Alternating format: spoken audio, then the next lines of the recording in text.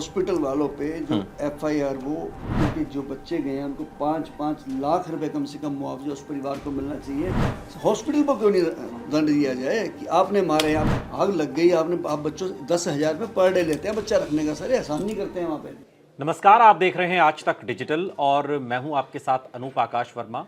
मेरे साथ चिराग गोठी हैं, क्राइम तक के डिप्टी एडिटर, और हमारे साथ हैं जितेंद्र सिंह शंटी, पद्म पुरस्कार से सम्मानित। शंटी साहब अपने सामाजिक कार्यों के लिए दिल्ली में ही नहीं, दिल्ली से बाहर भी जाने जाते हैं। बहुत बहुत स्वागत है शंटी साहब आपका।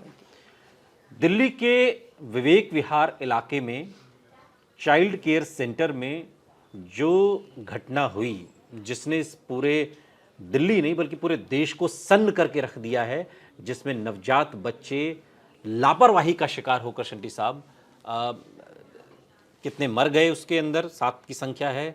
कुछ लोग जीवन मृत्यु के बीच जूझ रहे हैं, कुछ को बचाया गया है। जिन लोग बच्चों को बचाया गया उन बच्चों को बचाने वालों में से शंटी साहब भी एक हैं। शंटी साहब, कैसे आपको जानकारी मिली, कब आपको पता चला, किस तरीके से आप वहां पहुंचे, क्या हुआ जब आप वहां गए? तो मेरे घर से 500 मीटर की दूरी है और मुझे धमाकों की आवाज़ लगातार आई, चारों की। ठीक है। उस दिन इलेक्शन खत्म हुआ था, मैंने सोचा लोग सेलिब्रेशन कर रहे हैं, कुछ ऐसा होगा। लेकिन मुझे फ़ोन आने शुरू हो गए कि शंटी जी ऐसे ऐसे बम ब्लास्ट हुआ है। अब किसी को क्या पता कि ऑक्सीजन सिलेंडर है क्या है। तो जब हम वहाँ मौके पे पहुँचे तो पूरी वो बिल्डिंग तो जली रही है भयंकर तरीके से। उसके लेफ्ट और राइट की बिल्डिंग भी जो है, लेफ्ट वाली बिल्डिंग में बुटीक थी और राइट में परिवार रहते हैं, 3 मंजिला। भयंकर आग जी, मैं बता नहीं सकता कि वो एक ऐसा रूप ले चुका था, विकराल रूप। मतलब आसपास के जो बिल्डिंग थी उसमें भी लग गई आग। हाँ जी, दोनों से। क्योंकि उसका कारण है कि 4 विस्फोट हुए हैं। पहला सिलेंडर फट के इसी बिल्डिंग के अंदर गया, हॉस्पिटल के अंदर, उसमें आग लग गई। अच्छा। दूसरा सिलेंडर सामने आईटीआई कॉलेज में गया, अंदर जाके खुले में गिरा है, वहाँ कुछ नहीं हुआ। अच्छा। तीसरा सिलेंडर बी ब्लॉक मार्केट की तरफ गया, वहाँ भी कुछ नहीं हुआ, सड़क पे फट गया, वो फटने के बाद गया है। चौथा जब पड़ोसी के घर में घुसा है तो उनके घर पूरा ड्राइंग रूम वगैरह सब तहस नहस हो गया। चांस की बात है कि वो पीछे वाले कमरे में सोए थे, आगे ड्राइंग रूम था। अच्छा। तो सारा उजड़ गया। लेकिन अब बात यहाँ से शुरू होती है कि ये एक्सप्लोजिव आया कहाँ से। ये 2-2.5 साल से यहाँ ये व्यापार चल रहा था जी। कुछ सेठ ऑक्सीजन कंपनी है दिलशाद गार्डन में, उनके ट्रक अक्सर रोज खड़े रहते थे यहाँ पे। अच्छा। उसमें बड़े सिलेंडर भी होते थे। और मैं आपको एक बड़ी लॉजिकली बात बता रहा हूँ, जो हमारे घर में हम रोटी बनाते हैं एलपीजी सिलेंडर, उसका जो प्रेशर है वो 3 kg होता है, ओनली 3 kg। ठीक है। लेकिन इसके अंदर जो प्रेशर है 150 किलो का है। 150 किलो। क्योंकि मेरे एक दोस्त हैं अतुल जी, वो यही बनाते हैं, सिलेंडर के काम है। मैंने उनसे सारा इसका वेरवा लिया। तो उन्होंने बताया कि एक गवर्नमेंट ऑफ इंडिया की फरीदाबाद में एक जो ब्रांच है, वो इस एक्सप्लोजिव के लिए आपको व्यापार करने के लिए एक उसका लाइसेंस मिलता है। वो भी 1000 गज जगह होनी चाहिए, उसमें मिलता है। यदि कि आप सड़क पे उसका व्यापार, सारे नियम कायदे कानूनों को तो यहाँ पर तो दत्ता रखा गया था। इन्होंने दत्ता बता दिया। और उस संस्था का नाम है पेसो, PESO। अच्छा। ये इसी के लिए काम करती है। कोई जो सिलेंडर वगैरह एक्सप्लोजिव है या पेट्रोलियम के ऊपर, पेट्रोलियम भी इसी में आता है। लेकिन ये हादसा एक दिन में नहीं हुआ जी। क्योंकि अब बार बार सब लोग इसको कह रहे हॉस्पिटल था। That is not hospital. वो उसको 5 बच्चों को वहाँ पे इंटेंसिव केयर में रखने की परमिशन थी सिर्फ, जिसमें उसने 12 रखे। सर मैं पूछना चाहूँगा शंटी साहब आपसे, पुलिस से मेरी बात हुई है, उनका कहना है कि वहाँ पर कोई रीफिलिंग का काम नहीं चल रहा था। वहाँ जो सिलेंडर रखे गए हैं वो सिलेंडर थे जो हॉस्पिटल यूज़ करता था।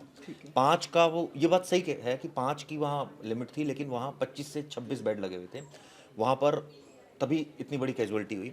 और अगर सिलेंडर्स की बात करें तो 5 के हिसाब से 10 सिलेंडर या 12 होने चाहिए थे, जबकि करीब 30 से ऊपर सिलेंडर्स थे। तो एक तो ये क्लियरिटी होनी चाहिए कि पुलिस इसका मतलब झूठ बोल रही है इस पूरे मामले में। देखिए, पहली बात तो ये है कि 5 बच्चों का जहाँ परमिट हो, वहाँ कितने सिलेंडर आ जाएंगे जी रोज के अंदर? सोचा जाए तो एक बार आ गया, हफ्ते की छुट्टी, अगर 10 भी आ जाते हैं तो एक बच्चे, छोटा नवजात बच्चा है 5 दिन का 10 दिन का, कितनी ऑक्सीजन चली जाएगी उसके अंदर। तो ये तो, लेकिन 5 बच्चे थोड़ी रख रहे थे, वो तो बहुत सारे 12 रखे थे जी। मैंने तो अपने हाथों से उठाया ना जी। मैं आपको अभी आगे एक स्टोरी की बता रहा हूँ कि जब मैंने आग जलती हुई देखी, फायर ब्रिगेड अपना काम कर रही थी, आग बुझा रही थी। अब पुलिस का काम प्रशासनिक होता है। पहुंचे तब क्या हुआ, पूरा बताइए। पूरी आग लगी हुई थी, पूरी आग जिसे कहते हैं तबीयत की आग लगी हुई थी। फायर ब्रिगेड वाले बुझाने में जुट चुके थे। पुलिस का काम ये था कि प्रशासन को देख रहे थे कि आगे ना जाए आग में। अब मैंने दिल में सोचा कि मुझे क्या करना है। तो मैंने पूछा जी अंदर जाने का रास्ता कौन सा है? कह रहे जी खबरदार, आप कोई अंदर नहीं जाएंगे, इतनी भयंकर आग में नहीं जा सकते हैं। मैंने कहा कितने बच्चे हैं? कह रहे ये नहीं पता, बच्चे बहुत हैं लेकिन अंदर। मैं क्योंकि मैं वहीं के पैदाइशी हूँ विवेक विहार का, मुझे याद आ गया कि इसके पीछे ठीक इसके पीछे C81 मकान नंबर है, उसके पीछे से गली आती है 3 साइड ओपन। मैंने वहाँ सारी गाड़ियाँ लगा दी, मैं मेरा बेटा ज्योतजीत मेरे ड्राइवर, मैंने कहा जल्दी पीछे चलो। हम पीछे गए तो कुछ लोग इशारे कर रहे थे कि यहाँ से भी आग की लपटें निकल रही, कांच का फर्स्ट फ्लोर पे, नीचे कोई दरवाज़ा भी नहीं था। बड़ी मजेदार बात है कि पूरी कॉलोनी 2 साइड ओपन है, इन्होंने पीछे का दरवाज़ा भी बंद किया हुआ था। सीढ़ियाँ मंगाई गई आनंद फानंद में, सीढ़ियों को लगा के हम ऊपर चढ़े, शीशे तोड़े, अंदर घुसे। अब देखिए कि अंदर धुआं कितना होगा, जरा सोचिए आप, कितना भयंकर धुआं होगा। शीशा तोड़ते ही एकदम भड़ास निकली, 2-4 मिनट वेट की। मैंने लोगों का मैंने कहा मुझे ना तौलिए गीला करके दो फटाफट, बड़े बड़े तौलिए 1-2 गीले करके दो। मैंने तौलिए को मुंह पे लपेट लिया, आंखों पे सब अच्छी तरह लपेट लिया, नाक के ऊपर, और अंदर घुसना शुरू किया। मेरे से पहले भी 2 लड़के अंदर छलांग मार चुके थे। अच्छा। वो बच्चे पकड़ाने शुरू कर दिया उन्होंने। 4 बच्चे पहले आ गए, हमने नीचे पकड़ाए। और 7वीं हॉस्पिटल था ये वाला जो east Delhi advance NICU D237 वे ले बच्चे छोड़ आए फटाफट। अब अंदर गए दोबारा, फिर 2 बच्चे लाए, फिर 2 लाए, 10 आने के बाद कहने लगे बच्चे नहीं है। मेरे दिल ने गवाही नहीं दी, मैंने कहा नहीं यार बच्चे और होने चाहिए कि इतना बड़ा हॉस्पिटल है। मैंने फिर तौलिया गीला करवाया, मैं अंदर गया, जब मेरे को 2 बार चक्कर भी आ गए सही बोलूँ मैं, और मैं अंदर गया तो मुझे 2 बच्चे और मिल गए वहाँ पे। वो बच्चे जिंदा थे, वो बच्चे हुए हैं, अभी तक बच्चे हुए हैं बच्चे। देखो वो ऊपर वाले ने करना था। मैं सच बोलूँ, मैं मेरा अभी भी हाथ में रोंगटे खड़े हो जाते हैं जब मैं बात करता हूँ तो, कि इनके लिए तो मजाक हो गया है यार, इनका तो व्यापार हो गया। और एक बच्चा जिनके घर नहीं होता है वो वैष्णो देवी जाके मन्नत मांगते हैं यार, कैसे गुरुद्वारे जाके मन्नत मांगते हैं, मस्जिद में जाते हैं, और उनके बच्चे छोटे छोटे वहाँ मर गए, जल गए। मैं बता नहीं सकता, मैं अभी फ़ोटो दिखाऊंगा, आप देख नहीं पाएंगे, मेरे पास फ़ोटो हैं सबकी। क्यों बच्चों की चमड़ी जल चुकी थी बच्चों की, और मुझे निकालते समय डर भी लग रहा था। किसी बच्चे के पाइप ऑक्सीजन का लगा था। छोटे बच्चे होते हैं जी 5 दिन के, 10 दिन के, 15 दिन के बच्चे थे जी। उन समझ लो मैंने लोथड़े की तरह उठाया उनको, बच्चों को गर्म हो गए थे एकदम, भग रहे थे वो। उनको उठाया और ला के हम उसमें, अच्छा लोगों ने चादरें फेंकनी शुरू कर दी नीचे से हमें। हम एक बच्चा चादर में लपेटते थे, पकड़ाते थे, फिर बच्चा आता था, फिर लपेटते थे, पकड़ाते थे। हॉस्पिटल पहुंच गए जी। मैंने पूरा खाली होने के बाद फिर चक्कर लगाया जी हॉस्पिटल में। वहाँ अस्पताल के लोग वो भाग गए, सब भाग गए जी। 2 नर्सें फिर वहाँ पहुंच गई थी उस हॉस्पिटल में, लेकिन यहाँ कोई नहीं था जी। कोई गार्ड नहीं, कोई डॉक्टर नहीं, कुछ नहीं, बच्चों को छोड़ के सब भाग गए जी वहाँ से। 2 नर्सेस जो थी वहाँ उस हॉस्पिटल में आई, क्योंकि उनको बच्चों की नॉलेज थी कौन से बच्चे को क्या केस है। तो जाते ही उस हॉस्पिटल ने कहा कि शंटी जी 6 बच्चे तो इसमें मरे हुए हैं, जो आप लाए हैं, स्पॉट डेथ है। बाद में पता लगा जी एक बच्चा तो ऑलरेडी नेचुरल डेथ ही 8 बजे मर गया था, चलो 5 वहाँ मर गया आग में। एक बड़ा कॉम्प्लिकेटेड केस था, उसको उन्होंने फटाफट वेंटिलेटर पर लगा दिया। 5 बिल्कुल सेफ कर दिया अलग से, वो 5 बचे हुए हैं, लेकिन 7 बच्चे बेचारे चले गए। मुझे लगता है कि ये बहुत बहुत बड़ी लापरवाही जिसे कहते हैं, और ऐसी लापरवाही दिल्ली में कभी और कहीं भी हो सकती है, क्योंकि ऐसे 1000 बूचड़ खाने और भी हैं दिल्ली के अंदर। मैं तो जिस तरह से आपने बताया, ये मैं तो खुद इमोशनल हो गया। मतलब बहुत रोंगटे खड़े हो जाते हैं। मैं आपको फोटोएं दिखाऊंगा, आप देख नहीं पाएंगे भाई साहब बच्चों, क्योंकि वो दिखा भी नहीं सकते हम पब्लिक को, अदरवाइज वो देखेंगे लोग तो विद्रोह फैल जाएगा। जब आप अंदर गए तो उस वक्त फायर के कर्मी लगे होंगे? नहीं, फायर कर्मी अंदर नहीं आए थे, फायर कर्मी आगे से बुझा रहे थे। जब हमको उन्होंने देखा कि पीछे से चढ़ रहे हैं, उनको तो रास्ता नहीं पता था, मुझे पता था रास्ता, क्योंकि मैं वहाँ का पैदा हुआ हूँ, रहने वाला हूँ वहाँ का। तो दो कर्मी अंदर आ चुके थे, लेकिन तब तक बच्चे निकल चुके। क्या उसमें एक इमरजेंसी गेट तो हर जगह होता है क्या इसमें? उनकी तो सीढ़ी भी गोल है। अच्छा, कहीं भागना पड़ जाए तो सीढ़ी पे भी नहीं भाग सकते आप। बहुत भयंकर स्थिति थी, कोई हॉस्पिटल वाला वहाँ पे कुछ नज़र नहीं आ रहा था सिस्टम। तो मैं कैसे परमिशन कैसे मिलती है चिराग? मतलब ये आखिर ये सब चीज़ें तो शंटी साहब देखी जाती होंगी ना, जो मानक होंगे उसके। देखिए मैं आपको जो बात कहने जा रहा हूँ कि बार बार एक बात सामने आ रही है कि इनकी परमिशन खत्म हो गई थी मार्च में। हाँ, ये तो 31 मार्च। परमिशन दी किसने इसको? सही बात है। क्यों और कब दी? और ये एक पॉइंट सामने आया है इस बार, एक आग लगने पे। अभी तो 3 साल पहले कोरोना में सारे पॉइंट सामने आ गए थे, कुछ भी तो नहीं था इनके पास। किसी के पास ऑक्सीजन नहीं थी, किसी के पास स्ट्रेचर नहीं थे, किसी के पास व्हील चेयर नहीं थी, किसी के पास डेड बॉडी बैग नहीं थी, पीपी किट नहीं थी, ग्लव्स नहीं थे। याद है आपके सामने? बिल्कुल। तो हम कहाँ सुधरे फिर 3 साल में भी? कहाँ खड़े हैं हम? आप सोचिए ना बात में भी। मैं 3 बातें बता देता हूँ, अगर आपको किसी भी हॉस्पिटल मिल जाए दिल्ली के, मुझे लगता है दिल्ली में 4-5 हज़ार हॉस्पिटल होंगे। बिल्कुल। किसी भी हॉस्पिटल के अंदर मॉर्चरी नहीं है, प्राइवेट हॉस्पिटल के अंदर जो 50 कमरे वाले, 30 कमरे वाले बेड वाले हैं, मॉर्चरी लाखों रुपए सही कह रहे हैं आप। रात को 2 बजे डेथ हो जाए तो कहते बॉडी घर ले जाइए आप। कैसे ले जाएं? घर पे भी 4थे महल्ले में रहते हैं, 5वें महल्ले पे रहते हैं, बच्चे हैं घर में, कोई माँ बाप हैं, अकेले हैं, कैसे ले जाएं वो रात को? क्या उनका कर्तव्य नहीं बनता? एक भी हॉस्पिटल में आपको एम्बुलेंस नहीं मिलेगी। तो जिम्मेदारी शंटी साहब बनती किसकी? सरकार की? डिपार्टमेंट की। तो सो रहा है हेल्थ डिपार्टमेंट। बिल्कुल सो रहा है जी। ये एमसीडी की भी बनती है, हेल्थ डिपार्टमेंट की भी बनती है। आप उनको लाइसेंस कैसे रिन्यू करते हो? मैं आपको एक बहुत मसला तो लाइसेंस का है ना, लाइसेंस रिन्यू कैसे हो रहा है और मिल कैसे सर रहा मैं है? आपको चिराग जी बहुत छोटा एग्जांपल देने जा रहा हूँ कि दिल्ली में एक एम्बुलेंस रजिस्टर्ड करानी हो तो 1 साल में भी रजिस्टर्ड नहीं होगी, क्योंकि 104 चीज़ों के हमें आइटमों का रूल पकड़ा देते हैं कि 104 आइटम पूरी करो। हॉस्पिटल कैसे रजिस्टर्ड हो रहे हैं? ये इसका तरीका बताइए हमें आप, वो कैसे रजिस्टर्ड हो रहे हैं? तो आपका एक्सपीरियंस क्या कहता है, कैसे हो रहे हैं? कैसे हो रहे हैं? पैसे दे के हो रहे हैं और कैसे हो रहे हैं? वैसे होने चाहिए तो वैसे ही हो रहे हैं। वो सारा काम ऐसे ही चल रहा है, दुप्पल में चल रहा है। इस आज के कांड से हम कोई शिक्षा लेने वाले नहीं है। मैं आपको फिर कह देता हूँ, ये धाराएं जो लगाई हैं इसमें कल जमानत हो जाएगी, हफ्ते बाद बाहर आ जाएंगे।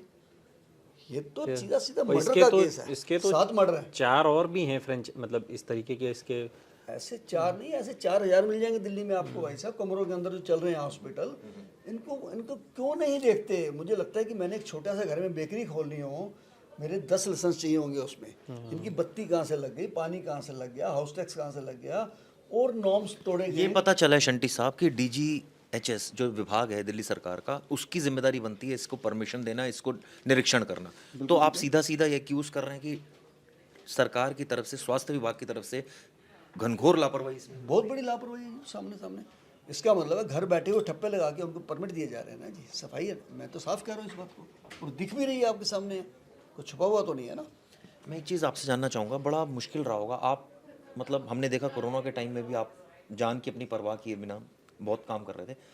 इस केस में चूंकि आग लगी थी और धुआं इतना खतरनाक होता है कि वो तो हल्का सा इनहेल कर लो तो आदमी बेहोश हो जाए। आपने ठीक है वो सब आपने बताया टॉवल गीला करके लगाया, तो आपको 1% भी डर नहीं लगा कि आपको भी कुछ हो सकता है? डर लगा, लेकिन मुझे वो जिंदगियां नजर आ रही थी।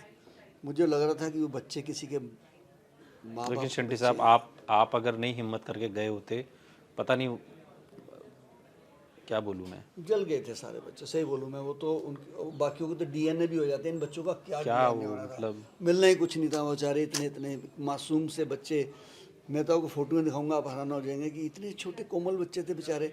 लेकिन मैं एक तारीफ़ करूंगा कि मेरे मोहल्ले वालों ने, वहाँ कॉलोनी वालों ने, विवेक विहार के निवासियों ने बहुत साथ दिया। मेरे एक दोस्त थे विनय नारंग जी, वो खुद फटाफट भागे एक बच्चे को लेके।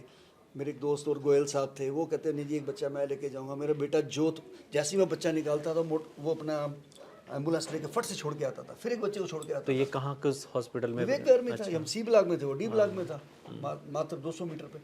लेकिन यह कि ईश्वर ने हमें हिम्मत दी। बिल्कुल। हम डर भी साथ जाते तो क्या कर लेते, अब अंदर तो घुस ही चुके थे।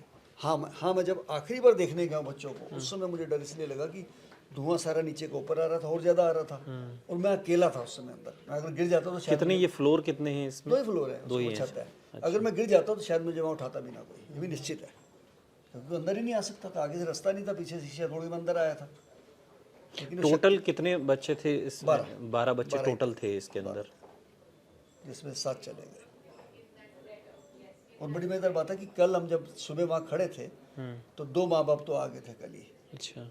और एक लापरवाही हो रहा है चिराग जी, कि रात के 11:40 का केस है और अगले दिन के 12 बजे तक किसी के माँ बाप को सूचित नहीं किया गया। उनको टीवी देख के आ रहा है, तो कैसे आ रहा है? अरे आपकी ये घनघोर लापरवाही नहीं है, प्रशासनिक लापरवाही है या नहीं है? कायदे से इतना बड़ा इंसिडेंट हुआ, बाहर एक कंट्रोल रूम बनना चाहिए था। उस कंट्रोल रूम में कोई भी आता उसको सूचना दी जाती है, आपके बच्चे की फ़ोटो है, कोई फ़ोटो तो आ चुकी थी सबकी, वहाँ फ़ोटो लगा दी जाती कि आपका बच्चा इस हॉस्पिटल में, आपका बच्चा मॉर्चरी में है, जो भी है तरीका होता है। वहाँ पे एक नोडल ऑफिसर बैठता। लेकिन मुझे लगता है इस चीज़ किसी परिजन ने आपसे आपकी मुलाकात हुई किसी? हाँ, दो तो मैंने जोत लेके गया दोनों माताओं को। अच्छा। बच्चे उनको हवाले करे उनके। क्या उनका क्या रिएक्शन था, क्या? मैं बता नहीं सकता। एक माँ ने जो बात कही, मैं कहता तो मेरे अंदर से ही भावना ऐसे हो जाती है। कहती मैं अपने बच्चे का नाम शंटी रखूँगी। उसने कहा, दिल से कहा, कहती शंटी जी आपने मेरे बेटे को बचा लिया, मैं इस बच्चे का नाम शंटी रखूँगी। तो इससे बड़ी बात है। शंटी साहब, बहुत मतलब बड़ा ही ये इमोशनल बातचीत हो गई। और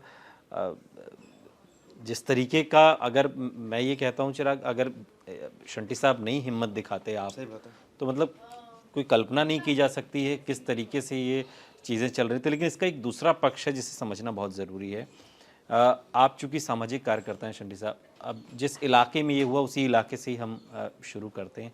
और भी इस तरीके के कितने ऐसे चीज़ें चल रही हैं जहाँ पर कभी भी, क्योंकि कुछ सबक तो नहीं लेते ना हम, आग तो पहले भी दिल्ली में बहुत बार लग चुकी है। मुझे तो याद है इधर नागलोई की तरफ कहीं आग लगी थी, उसमें कई लोग मारे गए थे। एक मेरा अपना दोस्त था जानकार, वो काम कर रहा था और उसकी 30 साल उम्र थी, उसके घर में उसके 2 बच्चे छोटे छोटे, उसी अग्निकांड में वो बेचारा उसकी जान चली गई।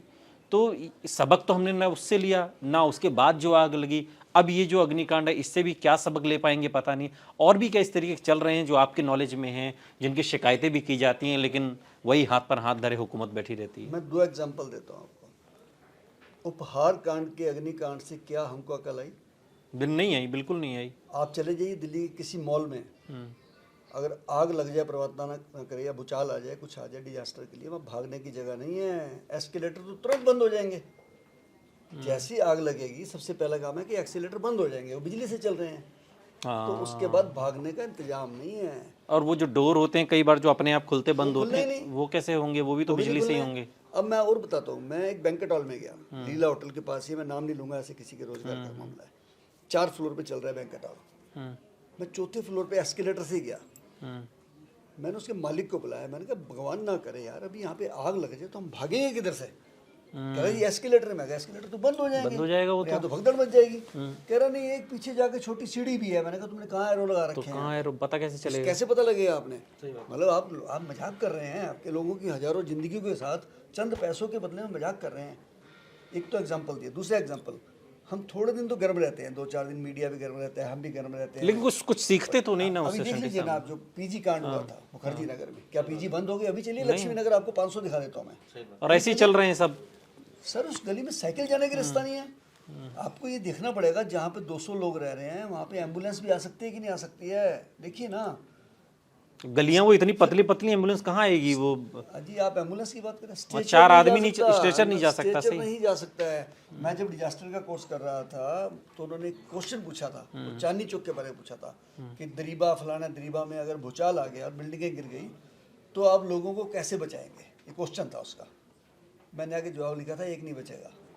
तो मुझे बुला लिया उन्होंने कि आपने ये क्या लिख दिया, एक नहीं बचेगा? मैंने कहा यस, बिल्डिंग के ऊपर बिल्डिंग गिर जाएंगी, ना वहाँ स्ट्रेचर जाएगा, ना बाइक जाएगी, ना स्कूटर जाएगा, वहाँ तो ढांचा ही ऐसा है जी, आप एक भी नहीं बचा सकते। तो इसका तो मतलब इसका कोई सॉल्यूशन नहीं है। गांधीनगर देख लो आप, आपके सामने।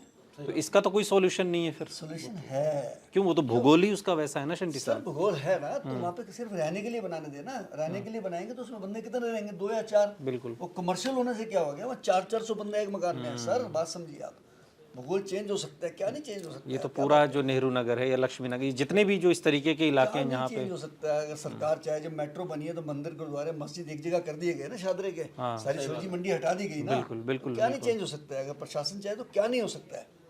यहाँ से 7 घंटे 6 घंटे का रास्ता था, 2.5 घंटे का रह गया देहरादून का, तो क्या नहीं हो सकता है? आपको क्या लगता है शंटी साहब, क्यों प्रशासन को, क्या जो बातें आप जैसा समाज सेवी जो देख पा रहा है, हम जैसे पत्रकार जो देख पा रहे हैं, तो सरकार को कौन सा चश्मा लगाना पड़ेगा उसके लिए कि दिखाई दे सब कुछ साफ साफ?